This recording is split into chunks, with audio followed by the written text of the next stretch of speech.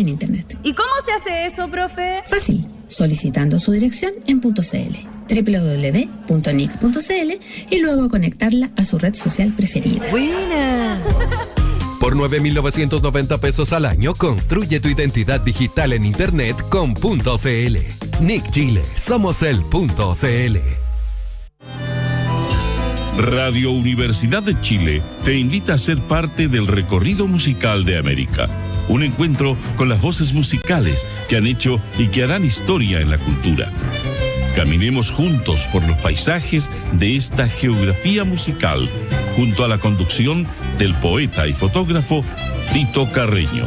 Hola, soy Tito Carreño y te invito a encontrarnos cada domingo a eso de las 14 horas en el programa Carretera Panamericana a través de Radio Universidad de Chile. Nos encontramos en Carretera Panamericana por el 102.5 FM y a través de la señal radio.uchile.cl en Internet.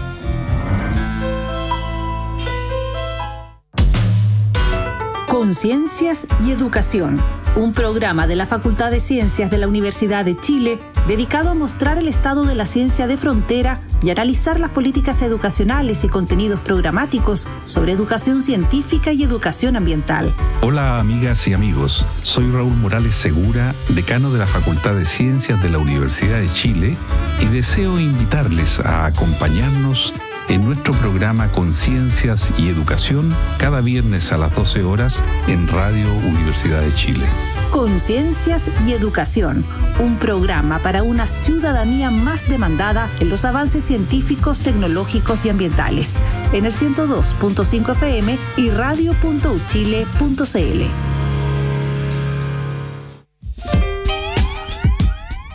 Quien siempre el cambio detesta, cree que el cambio es perverso, que es fútil, que es el reverso del orden. Y así denuestra todas las buenas apuestas por superar un pasado cuando, injusto y anticuado, mata razón y moral. El cambio nunca es fatal si en la experiencia está anclado. Leer ayuda a entender. Llévate ese libro que necesitas aprovechando hoy los descuentos sobre descuentos de nuestra librería online, prosaypolitica.cl. Teléfono 22-341-5942.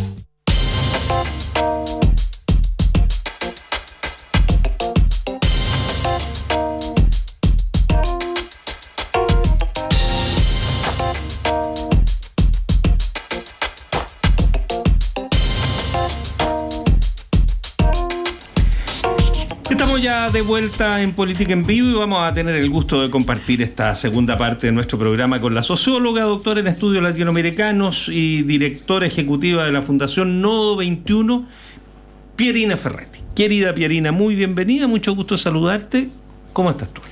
Bien, súper bien, muchas gracias por la invitación. Estoy medio alérgica, pero bueno, sufriendo el mal que todos los chilenos sufrimos en primavera, sobre todo quienes habitamos ciudades llenas de plátanos orientales y otro tipo de arbustos que generan alergia, pero bien. Bienvenida, pues. Nos Muchas encontramos gracias. con un estudio súper interesante que hicieron en el Nodo 21, se llama...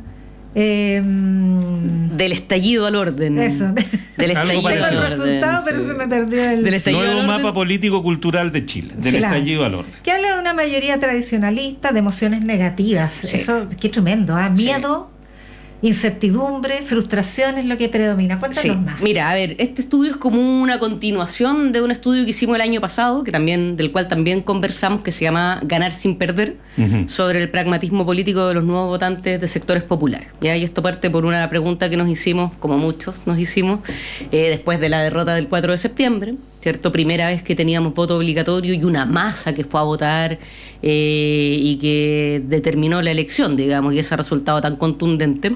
Y como una fundación de izquierda, por supuesto que nuestro corazón y nuestra cabeza está, digamos, empecinado en entender por qué las izquierdas, en los sectores populares sobre todo, que son la mayoría de estos nuevos votantes, la gran mayoría de nuevos votantes son de sectores populares, habían dado tan lejos nuestra propuesta de los anhelos populares, digamos. Y partimos con un estudio cualitativo. Vamos a hacer focus group con nuevos votantes de sectores populares, ¿ya? Y ahí básicamente lo que entendimos, cuestiones que ya intuíamos y que se vienen diciendo desde muchos lados, es que ese votante, si no hubiera sido, primero, si no lo hubieran obligado a ir a votar, no habría ido a votar, ¿ya? Porque tiene una visión de la política tremendamente negativa y completamente alejado, digamos. O sea, esta gente son unos ladrones, son todos amigos entre ellos, gobierne con gobierne es lo mismo, no hay distinción entre izquierda y derecha, y estos cabros que antes estaban en las protestas ahora se están forrando en plata, y digamos, todo un contubernio para perjudicar a la gente común y corriente que trabaja como uno. Esa es la visión que tienen, pero a pesar de aquello, igual esperan que la política resuelva sus problemas. Entonces, la política en el buen sentido sería resolver problemas. Y, por lo tanto, son tremendamente pragmáticos a la hora de votar. Votan por quien en ese momento más o menos vean representados sus intereses, le crean más, le encuentren algún atributo de cercanía o de firmeza, lo que se ande buscando. Y esto explica, por ejemplo, que en la región de Valparaíso, en la elección de alcalde haya, no sé, 14, 15 alcaldes de derecha y que todas esas comunas después hayan votado en masa por Rodrigo Mundaca, sin ningún problema, digamos. Entonces, pragmático. Y esta vez quisimos hacer algo cuantitativo, porque si lo cualitativo te permite ir a fondo y preguntar y conversar, contrapreguntar, etcétera, una encuesta te permite el número, digamos, tener, no sé, pues 1.500 casos que los que tenemos acá, que es imposible hacerlo en entrevista. Y lo que aquí nos propusimos es, bueno, veamos cómo se está moviendo Chile en algunos ejes. En el eje autoritario democrático, polos, ¿cierto? En el eje tradicionalista o progresista desde el punto de vista valórico. Entonces, con una batería de preguntas, fuimos midiendo, por una parte, emociones, por otra parte, estas posiciones respecto a polos, ¿cierto? Preguntas que tú le dices, del 1 al 10, no sé, la pena de muerte no se justifica en ningún caso, donde 1 es muy en desacuerdo y 10 es muy de acuerdo, en fin, como una serie de preguntas sobre feminismo, sobre, no sé, pues cuestiones con libertades individuales, con inmigración, respecto a delincuencia, y eso nos permitió, por una parte, medir la dimensión afectiva, cómo están los sentimientos sobre el Chile actual, por otro lado, clasificar a los que contestaron la encuesta en 4 grandes grupos, de acuerdo a sus posiciones valóricas y políticas, y también medir la relación con la política, cómo se están posicionando en los ejes tradicionales de izquierda, derecha, centro, etcétera. ¿Ya? Entonces ahí podemos ir picando. Ahora, el grupo mayoritario es denominado por ustedes autoritario tradicionalista. 34%. Claro. Hablemos de los grupos. Primero los 4 nombres. Un grupo es demócratas progresistas, ¿ya? Que es cerca de un 24%. Después tenemos a lo que llamamos, y los demócratas progresistas son gente que tiene muy baja tolerancia a medidas autoritarias, una alta valoración de la democracia, está a favor de todo, del aborto, del matrimonio homosexual, de que los homosexuales adopten niños, pero, y hay un pero bien interesante, todos los sectores tienen niveles bastante altos de posturas anti-migración, incluso los demócratas progresistas. Parece que la migración ya tiene a todo el mundo como medio al borde de su paciencia, que hasta los más demócratas progresistas, bien pensantes, gente correcta, gente que vota por el progresismo, igual dice ya, como que paremos un poco esto de la migración, ¿ya? Y ese grupo es como el 25%. El grupo más grande es el que llamamos autoritario tradicionalista, ya que es aquel que marca alto en medidas como, no sé, aceptar la pena de muerte, aceptar el uso de fuerzas armadas, aunque no estén preparadas para ellos. Eran preguntas que nosotros hacíamos que en sociología se le llama con impuesto. No es solo usted está de acuerdo con que se usen las fuerzas armadas, es usted está de acuerdo con que se usen las fuerzas armadas, aunque no estén preparados para ello. Sí. ¿Usted está de acuerdo en que un presidente se salte la Constitución y las leyes si es para mejorar cuestiones de seguridad? Sí. Bueno, el autoritario tradicionalista es tradicionalista en lo valórico y autoritario en el eje, ¿cierto?, en relación con la democracia, ¿ya? Y ese es el grupo más grande, con más de un 30%, ¿ya? Ahora, 34%. Estas personas son las mismas que en las encuestas más tradicionales, la CEP, entre otras. La última que me acuerdo es la del CEP, porque la pregunta es la misma. Sí. Un régimen autoritario en ciertas ocasiones es conveniente, y alrededor del 28% está por esa opción. Claro. O a las personas como uno les da lo mismo, Claro. otro 20 y tanto por ciento. Suman 48% en la última semana. Mira, lo que hemos visto, porque nosotros en la primera parte del estudio utilizamos fuentes secundarias. Entonces, una de las encuestas que utilizamos fue la CEP, porque tiene la gracia la CEP de que uno puede hacer series históricas súper largas, se aplica desde el año 87, entonces tienes una gran cantidad de información para poder comparar, y también usamos la Bicentenario de la Católica, y ahí te das cuenta que lo que más sube no es la adhesión al autoritarismo, sino el me da lo mismo, ¿ya? Y aquí nosotros, tratando de buscar nombres, también hablamos de un autoritarismo selectivo o pragmático. Y eso lo mezclamos con nuestro focus group. No es que la gente quiera una dictadura. Las personas en Chile, al parecer, digamos, de acuerdo a estos estudios, de acuerdo a nuestros estudios cualitativos, no quieren volver a Pinochet. Quieren que siga habiendo elecciones, valoran que haya libertad de expresión, que haya prensa, eso se valora. Pero no hay ningún problema para medidas autoritarias específicas para solucionar problemas.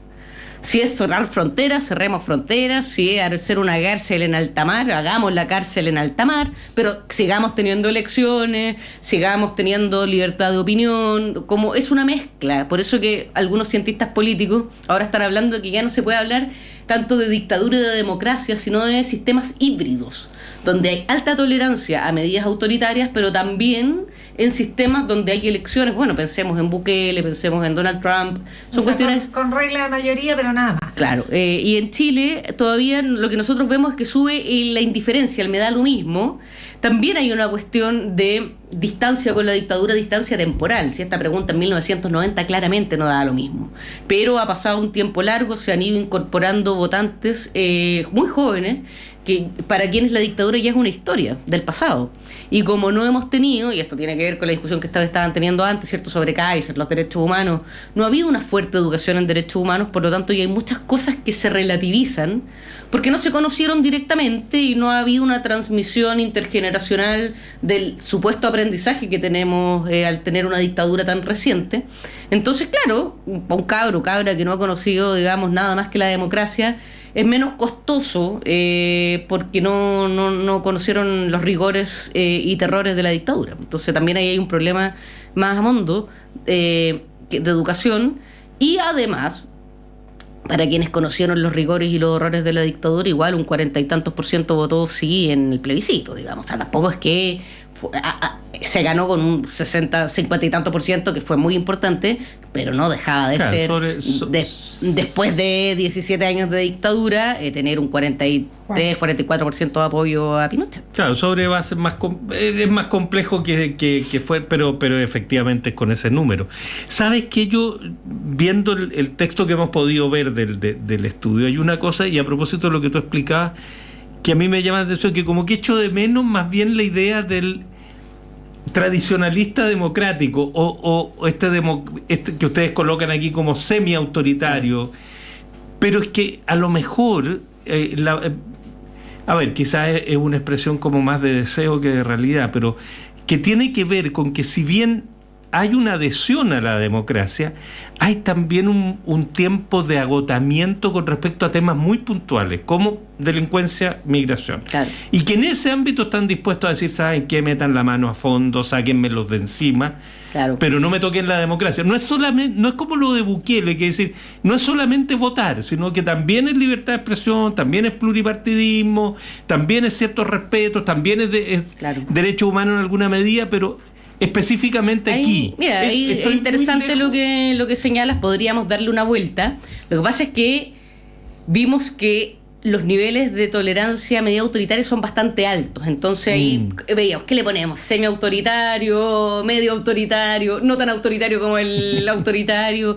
Pero efectivamente, creo que podríamos darle una vuelta y encontrar ese tradicionalista. También hay un tradicionalismo valórico junto con una valoración de la democracia. La definición de ese grupo en el estudio por lo que tomé aquí un apunte resumido, son personas con baja escolaridad de clase trabajadora, con alta religiosidad, visión negativa sobre la situación actual del país. Ese es el autoritario tradicionalista. Sí, claro, el que es el mayoritario, y dispuesto a sacrificar libertades en nombre del orden. Sí. O sea, además hay componente del tradicionalismo clásico. Claro, de una matriz que es muy propia de sociedades como la nuestra, la chilena, en general sociedades latinoamericanas, que hasta hace anteayer éramos una hacienda, digamos, donde el orden social era muy jerárquico, muy autoritario, y yo no me olvido nunca cuando estábamos en pandemia, súper encerrados y defendiendo el encierro y pidiendo más encierro, vinieron unos amigos alemanes y yo no sé cómo aguantan, cómo piden más encierro, cómo la izquierda chilena está a favor de estas medidas autoritarias, porque claro, somos una sociedad donde incluso sectores de izquierda, en una situación como la pandemia, considerábamos que la protección estaba asociada, ¿cierto?, a medidas como el lockdown, el encierro, y en Europa eso fue súper costoso para las izquierdas, y mucha ultraderecha creció contra las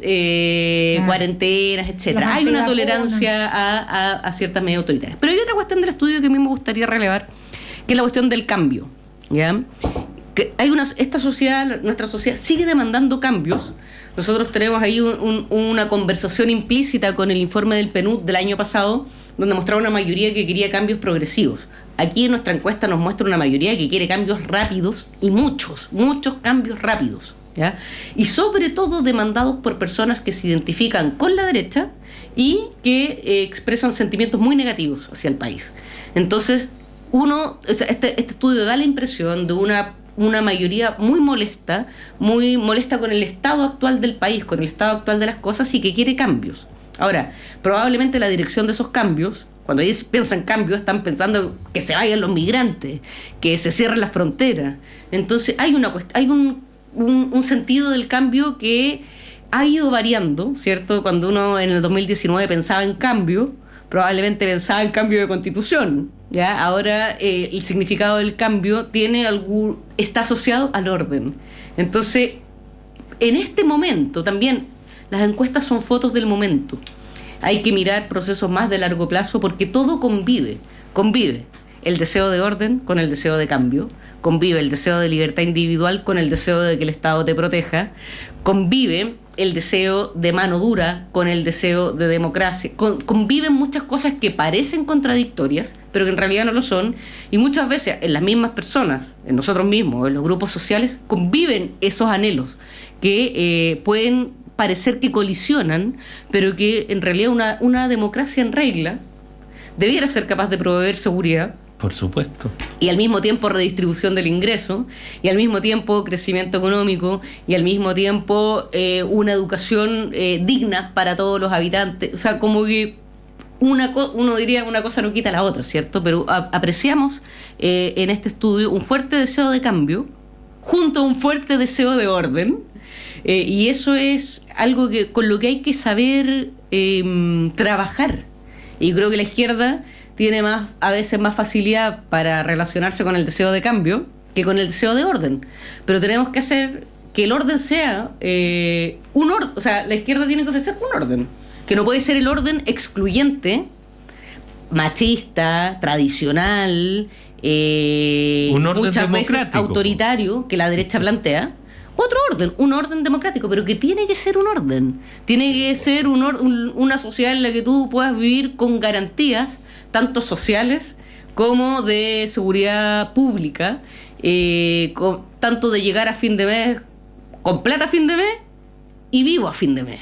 Entonces, ahí son dimensiones que todos sabemos que no son fáciles, porque nada se arregla en 4 años. Y menos en un mes.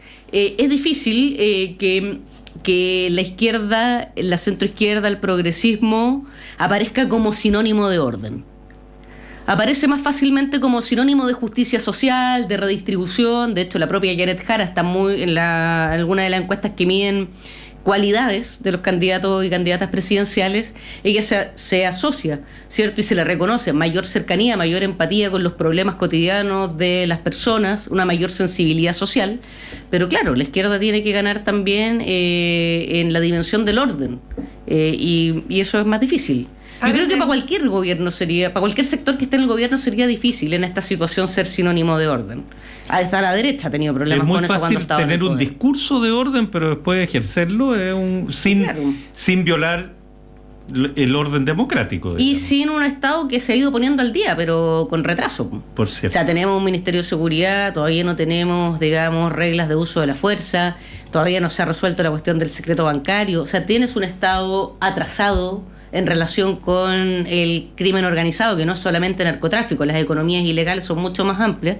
Entonces, como que la realidad, el crimen organizado está mucho más organizado y va varios pasos más adelante que el Estado. Entonces creo que a cualquier sector político se le haría difícil, y evidentemente siempre el atajo pareciera ser como pongamos mano dura, y mano dura se asocia a démosle más atribuciones a las policías para perseguir crímenes que ya se cometieron, pero en realidad un Estado inteligente debiera impedir que se cometan esos crímenes.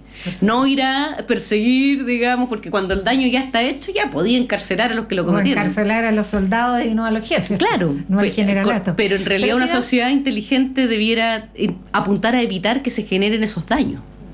Hay una asociación en todo caso aparentemente directa entre el autoritario y la derecha, y de hecho en otras encuestas como la CEP ha crecido casi a duplicarse desde el estallido hasta ahora la identificación con la derecha en ese clivaje, en el continuo derecha-izquierda crece de una manera inédita las personas que adhieren a la derecha y se identifican como personas de derecha. Pues. ¿Eso está relacionado con esto otro, supongo, o son fenómenos paralelos? No, yo creo que son cosas que están relacionadas, que tienen elementos más de largo plazo y cuestiones más contingentes, ¿ya? Yo creo que lo contingente es un gobierno de izquierda o centro-izquierda, que hace que haya más gente enojada con el gobierno y que se identifica por oposición, ¿cierto? Con lo opuesto al gobierno de turno. Eso es un elemento contingente, ¿ya? Pero hay otro elemento que es un movimiento de carácter global de reforzamiento de las derechas y de aparición de nuevas fuerzas de derecha. Porque ahora se pueden identificar con la derecha personas que antes no tenían un Kaiser, que antes no tenían un Kast, y ahora lo tienen, digamos. Y sobre todo un Kaiser, fue lo que un poco Kast fue cuando nació, emergen como una fuerza nueva, renovada, ¿cierto? Más fresca, con un discurso distinto al que venía ya más gastado de Chile Vamos. Y también Chile Vamos hubo intentos de derechas liberales que han ido fracasando sucesivamente. Tuvo Amplitud con Lili Pérez y esa gente, ¿no? Les fue bien. Evópolis, Ciudadanos, ha ido por allá, digamos, el centro de la derecha ha ido fracasando, pero ha ido agarrando fuerza a la derecha de la derecha, ¿cierto? Entonces también eso hace que nueva gente se pueda identificar con la derecha, pero que no se identifica con la derecha tradicional, se identifica con estas nuevas fuerzas. Pero hay un fenómeno que a mí me parece muy interesante, que mirando la CEP, que para el estallido social, tú mirabas en diciembre del 2019 la CEP, el gráfico de identificación política, y con el estallido social no creció la izquierda, crecía el ninguno, no me identifico. O sea, era un estallido que claramente no estaba siendo, digamos, identificado, como mucha gente dijo, la izquierda, que inventó el estallido. No, la verdad es que fue una cuestión que no generó una adhesión inmediata a la izquierda, sino más bien que es otra de las tesis, yo creo que más certeras, digamos, una antipolítica muy fuerte, digamos. Aquí ni izquierda ni derecha. Entonces, yo creo que son fenómenos paralelos. Por una parte, tienes una derecha que va creciendo y han nacido nuevos grupos de derecha que hace que nueva gente se identifique con la derecha. Paralelamente, el nivel de identificación con la derecha está similar a Bachelet, no me acuerdo si 1 o 2. También tiene algo de contingencia en el sentido de oposición al gobierno de turno, ¿ya? Y creo que lo más importante, de todas maneras, siendo que ha ido subiendo el número de personas que se identifican políticamente con alguno de los sectores políticos, sigue siendo altísimo el nivel de no identificación política. Yo creo que ese es el dato, digamos, y que si no tuviéramos voto obligatorio, la abstención seguiría siendo un fenómeno de mucho peso. Y eso fue un fenómeno hasta anteayer. Sí, claro. La elección de convencionales constituyentes se hizo con un 43% del padrón votando. Celebramos mucho que fue una segunda vuelta. Era 14. Claro. 14 del padrón de hoy día. Y la segunda vuelta que hizo que el presidente Boric fuera presidente 52. Fue con un 56, que fue lo más alto que se tuvo. 56 del padrón. pero era poco igual. Entonces, en Argentina se quejan de que han tenido la peor participación desde el retorno a la democracia, y fue un 60 o 66. Entonces, la verdad que el problema es más profundo. Y yo discuto la tesis de que Chile se haya derechizado. Yo creo que es muy fácil, digamos, de sacar conclusiones de las elecciones, pero las elecciones han sido muy pendulares, ¿ya? Y eso no significa que Chile se vuelva loco y sea esquizofrénico, no. Lo que hay es lo que yo tendería a llamar un voto expresivo más que ideológico, un voto para expresar descontento, para expresar rechazo, un voto para castigar y un voto a veces por adhesión. Y así yo me explico el fenómeno que a mí me parece muy interesante y que a mí me da esperanza para la segunda vuelta. ¿Cómo es posible que en la región de Valparaíso haya gente que haya votado por alcaldes de derecha y en la segunda vuelta de gobernadores por Mundaca? Mundaca ganó en todas las comunas. Ese es el fenómeno que tenemos que analizar. Ese votante no es de derecha ni de izquierda, ese votante vota por la persona y habría que ver qué vieron en Mundaca que lo hizo votar por un alcalde de derecha para la elección municipal, pero en segunda vuelta por Mundaca. Yo creo que ahí está la clave para entender cómo se podría ganar la elección en segunda vuelta, reconociendo que los números no nos favorecen. Pierina Ferretti, un gusto como siempre compartir el programa contigo. 1.000.000 de gracias. Muchas gracias a ustedes por la invitación. Pierina. Oye, se salvó Bobadilla. La Corte Suprema rechazó la solicitud de desafuero que el diputado de la UDI Bobadilla, que fue presentada por la periodista Josefa Barraza, que lo demandó por injurias, calumnia grave, etc. Ya, nos vamos. Tania González y Fernando Sepúlveda han estado en la producción periodística, Patricio Núñez y Ariel Acevedo en la puesta al aire. Muchas gracias por su compañía. Seguimos conversando mañana. Buenas tardes. Buenas tardes. Gracias.